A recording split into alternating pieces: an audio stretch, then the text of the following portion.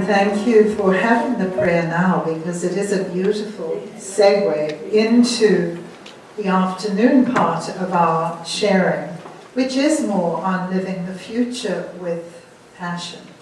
I mean the present with passion, and then the future with hope. So we're going to try to pick up where we left off.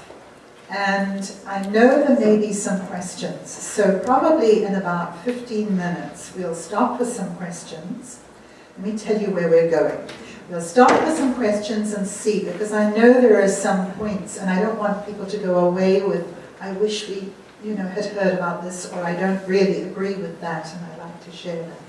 So we'll have a little bit of time for questions, and then we're going to have a kind of a meditative, brief reflection on the Sustainable Development Goals. And then we're going to invite a little bit of soul sharing, soul searching, to see where is my passion, and maybe to talk with a few others and then gather the fragments of wisdom. Because, remember, we want to build on and strengthen the partnership between our NGO, and that's really all of us, but I happen to be in the privileged place of the UN and our JPIC network, so we know that there is much that you do, and you can do, and you are doing, and you will do. So it's to better strengthen that we hope to move this afternoon.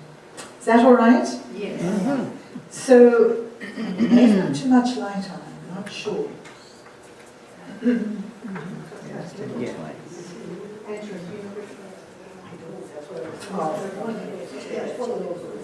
So, just getting us back into the spirit of it, that all may have life. And keeping in mind, Father Gayak, and I forgot to go back about those taxes. Remember the tax returns? And by the way, nobody had touched those papers for 100 years, I think. But those tax returns, I think, raise a very interesting point. He paid tax, and so he was able to speak out. He could demand accountability. And maybe that's, something we need to think of. We do pay tax, maybe not all in the same way. But that gives us an opportunity to advocate, because we are citizens of a country. And so I just mentioned that was one little thought I had from our Father Gayak paying tax. We were talking about the Millennium Development Goals, and I don't want it to sound as though everything's rosy. We're going to look at a few things that aren't quite so rosy. But this is one of them, because it's talking about inequality. You see, when you average things together, you can get a wonderful average, can't you? The mathematicians among us know that. And an average can mask extreme differences. And there is a special rapporteur on the right to water who actually put this together, and she went around really asking a lot of questions. She even went to Detroit in the crisis this last year, because she was very conscious that not everybody has equal access. And we don't have to look at all those words, but just to say that things look pretty good if you look at the world. 89%.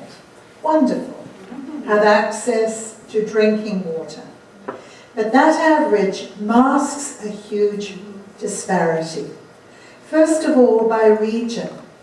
Sub-Saharan Africa, very much lower than the Caribbean and Southern Asia. Within Sub-Saharan Africa, look at the countries at the bottom. Somalia, Ethiopia, Mozambique, Sierra Leone. Now this was before the worsening of the Ebola crisis. And I just happened to have this chart. Follow out Sierra Leone, and what do you see? A difference between rural and urban. And even within the rural, there's the richest 20% and the poorest 20%. So it doesn't help the person, the family, who is down in that bottom 20% of rural Sierra Leone, especially in a time of the Ebola crisis, to not have access to drinking. It doesn't help that the world average was met. Do you see what I mean? And this is one of the flaws of the MDGs, that we could say we've got a wonderful average, we've succeeded, but it's masking inequalities. And so these become lessons learned as we move forward. Father Tim was inviting us, and just as our prayer invites us, to reflect on, Pope Francis's message for us. And I have to say that I have been fascinated how often Pope Francis is quoted at the United Nations, including by the representative of the Islamic Council of the Americas. It's very impressive how people across the board, outside the Roman Catholic tradition, are recognizing wisdom, goodness, and challenge in the globalization, this famous phrase of, it's escaped my mind at the moment, of indifference. That's right. So just this quote, that each individual Christian and every community is called to be an instrument of God for the liberation and promotion of the poor and for enabling them to be fully a part of society. So the rural people in the poorest part of Sierra Leone are part of that, just as the poorest and most marginalized in our prisons and hospitals and under the roadways in our society. And so this brings us a little bit to say, well, the post-2015 agenda, what is that about? And I think it's important to just share a couple of these criticisms of the MDGs and how the United Nations has approached this move to the post-2015 agenda. First of all, as we have just seen, the Millennium Development Goals overlooked inequality. They averaged a lot of things. And some specific population groups were kind of marginalized. They were not focused on. What about global targets and national targets? We've seen a little bit of that. Under Goal 8, remember that one about partnership? They're not numerical. There weren't key numerical targets, and they didn't set specific deadlines. There's too much focus on health, it seems, in comparison to all sorts of other areas that weren't brought in. And that key elements were omitted, including human rights, in the Millennium Declaration. Some targets were poorly addressed, such as women's empowerment, and some of the indicators that were used to see if we were addressing the targets were not always appropriate. So there were some downsides and there were some criticism. One criticism was it was a one-size-fits-all, and it really didn't fit all. And the other thing is it kind of divided because the Millennium Development Goals were about the developing countries. And it was only in Goal 8 that the wealthier countries were called in some way to account. So the post-2015 agenda is going to be very different. And this is an exciting time. So let's take a little glimpse. Sustainable development and the post-2015 agenda. In Rio de Janeiro, 3 years ago, 2.5 years ago, in Rio +20, a conference that Bridget Driscoll was at in our name as the NGO representative, we have this very powerful statement, part of a long document that came out of it. The member states said, "We resolve to establish an inclusive and transparent intergovernmental process on sustainable development goals that is open to all stakeholders," so to everyone, not just one group or governments or parliaments, with a view to developing global sustainable development goals to be agreed by the General Assembly. So that was a very ambitious target. And it's been taken very seriously. Now, what's a stool doing up there? Let's have a look. There needs to be a balance, that was the first thing, between the three legs of that stool. The economic, the social, and the environmental. And as you know, a stool doesn't work very well if you take away one of the legs. So obviously, where the finance wasn't forthcoming, the stool overbalanced, and the Millennium Development Goals didn't do too well. If there was no focus on the environmental issues, it's not going to be sustainable. So more and more, the recognition was, these three cannot be in silos. We can't say, this one is financial, this one is social, and this one is environmental. They have to be together. And so, we have some big differences between what happened in 2000, when the Millennium Declaration was proclaimed, and what's happening this year. Now, the Millennium Summit took place in September 2000, and the heads of state came up with what was called a very beautiful statement at the beginning of the new millennium, called the Millennium Declaration. But after that, do you know how the Millennium Development Goals were determined? The bureaucrats down in the basement of the UN building had to sit down and take the Millennium Declaration and try and come up with some goals. And then those goals, notice a year later, and some targets, so that was very bureaucratic. There was very little engagement of people. It was very much, here's the declaration, and from that, the bureaucrats helped to tease out the goals.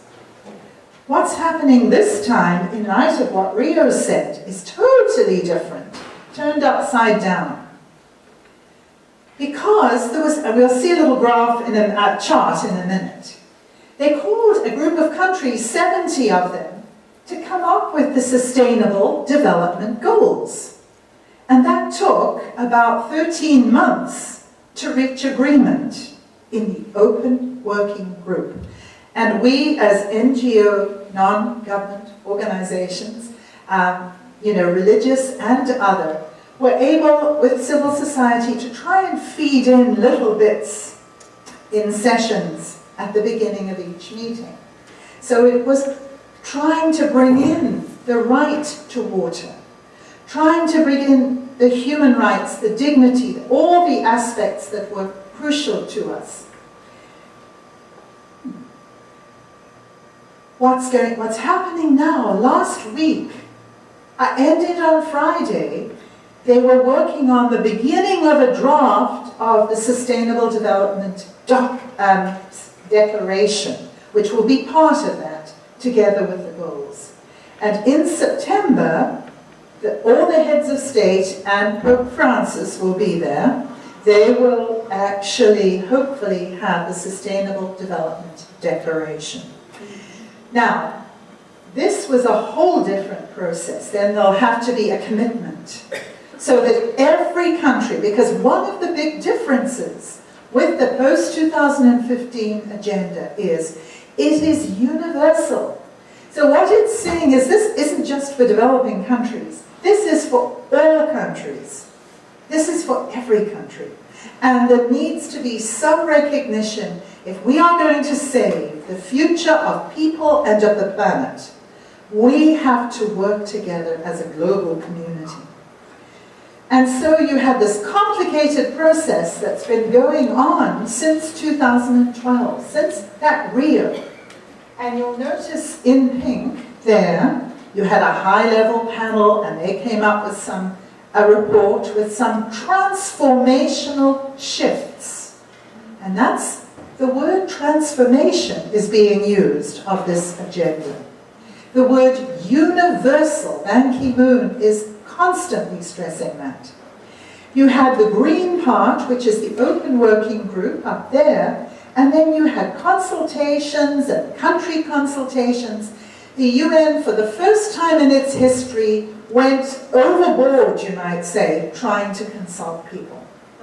And it has been an amazing exercise. Now, I don't know if we're going to be able to do this, because I was going to, these were the two co-chairs, one from the south, Kenya, one from the north, Hungary, who led the member states through that 13 months of hard work. And they all are RSHM countries. Unfortunately, all the English-speaking ones and Mexico were involved, but not the Portuguese-speaking ones, because Portuguese is not a language of the United Nations. So it's kind of sad. It's not one of the 6 languages. We the peoples. Does that sound familiar? Yes. Okay. Notice celebrating 7 million voices. If we were to link on, we would see a little book that looks like the UN Charter. And it has the desires and dreams and hopes of 7 million people around the world. How did they consult people in the rural areas of Africa? They worked through groups. 1.5 million people from Nigeria responded because they went out with pieces of paper, they talked to schoolgirls, they went and they asked, what are your priorities? You're going to be adults. And so what has been written up here is the ages, the places. Education is on the top of the pile. Some of you who were at the general chapter will remember that you voted. You are one of those voices. And some of you may have done it through your communities and NGOs, among the 7 million. So the aspiration of what the world wants, a good education, a global priority, better health care, better job opportunities. You begin to get an honest and responsive government. Inclusivity, transparency, affordable and nutritious food. You're getting the aspirations, protection against crime and violence. So it was a wonderfully inclusive exercise, very different from the Millennium Development Goals. I don't think we can go through the whole thing. Access to clean water and sanitation, and so it goes on. So what I want now, can we get out of this? I think we just close the top up there. Yeah. Oh, okay. You can, I'll just click through. Okay, sorry if it's making you dizzy. Okay. I need to go to the slideshow. Yeah. Well, it's not the end of the world if we live it like this. That's okay. Because we haven't got that many more in this. Oh, okay. They have come up with Sustainable Development Goals, and we're going to look at them. And I wish I could have had it the other way, but it doesn't matter. When they first formulated these goals, the Open Working Group, the first thing was attain healthy lives for all. But then in the next round of input, at all ages, because the groups representing elderly people said, you know, it's not just the young, it's everyone. Then people said, it's not just health, but it's well-being. And so gradually the wording was changed. And we can see that with other goals, and we're going to watch them in a minute. Okay, so the changes were made. So the negotiations about, one of the goals is promote sustainable consumption and production. Because if it's not sustainable, there's no future for planet Earth and for humans. So that was the first one. They said promote's not enough, so then the word ensure. Promote actions at all levels to address climate change. Not just promote, tackle. And then the third version, take urgent action to combat climate change and its impacts. So, are you seeing that these months of work have actually been the most inclusive experience for the UN. And I have to say, it's been an interesting experience because there has been more space to hear from civil society at certain times and a sense of the struggle of countries. It reminds me of a general chapter. You know how difficult it is to write a chapter statement in a group of 40 members of a general chapter. And you get a small group, and the small group goes off and comes back with a draft, and then everybody tears it apart or makes positive suggestions, and then they come up with version 2. Isn't that right? Okay, well, can you imagine that with 100, well, here there were 70 countries. But miraculously, when that was brought to the General Assembly in September of 2014, they pretty much had more or less accepted it as the basis. Here's another one. Ensure sustainable energy for all. That it's not just the energy, it's about access. And the energy has to be affordable, and it has to be reliable and sustainable and modern. We can't be just using cow dung. You know, because that is a source for so many people in our world. And so we come to 2015, and in January, the UN is calling for time for global action. And I wish I could give you the full statement, because I think it's a very powerful one, and I don't want to misquote it. First of all, as I think this was Ban Ki-moon who said this, we must invest in the unfinished work of the MDGs, use them as a springboard into the future we want, a future free from poverty and built on human rights, equality, and sustainability. This is our duty, and it must be the legacy we strive to leave for our children. Then you have his statement, and I know this has been quoted by various people.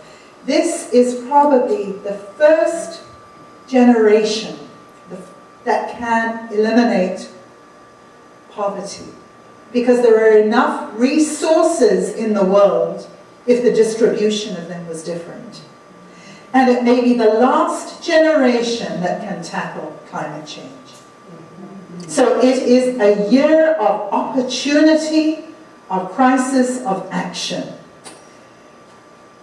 And I think it is in that sense that I invite you, I think we've come to the end of these. Oh, no, I'll just show you this. Some of you have seen this. I think it was Oxfam that came out with it. You know what we said about the 3 legs of the stool? Is social, environmental, and economic. There has to be a social foundation. We cannot have people being left behind. And therefore, basic needs must be met. So we have to be above that inside part of the donut. But we have to be within the environmental ceiling, or else there is no future. And so the donut. See how the social and the economic and the environmental have to be seen together. And I think from a faith perspective, as many of us explore aspects of the new cosmology, and we really our eyes are open theologically, I think there's so many links to this that it offers us an opportunity of integration. Ban Ki-moon had to write what he called the synthesis report. And that was more or less pulling together the threads about sustainable development that has come from all the different working streams. And he is strongly suggesting these 6 words as the framework for the Sustainable Development post-2015 agenda. Dignity being the first. People, to ensure, and you can see the words, you'll get a handout with this on it. Planet, to protect our ecosystems for all societies and for our children and as the indigenous peoples from around the world say, for the next 7 generations. Partnership to catalyze global solidarity for sustainable development. Justice to promote safe and peaceful societies and strong and accountable institutions. And prosperity to grow a strong, inclusive, and transformative. Business as usual is not an option, is what we keep hearing. And there is, I think, a level of commitment. It's not going to be easy, but there is a level of commitment to what you're going to see now. Now, I think I better stop at that. We're going to look at the Sustainable Development Goals. But could I ask, before we do that, are there any questions? Because I've thrown an awful lot at you. Is there anyone who would like to ask a question on the Millennium Development Goals? And I'm very conscious that I did a very simplified treatment, but in talking about the inequality aspect, I think, I'm trying to say we have to be very careful with general statements, and I had to make some.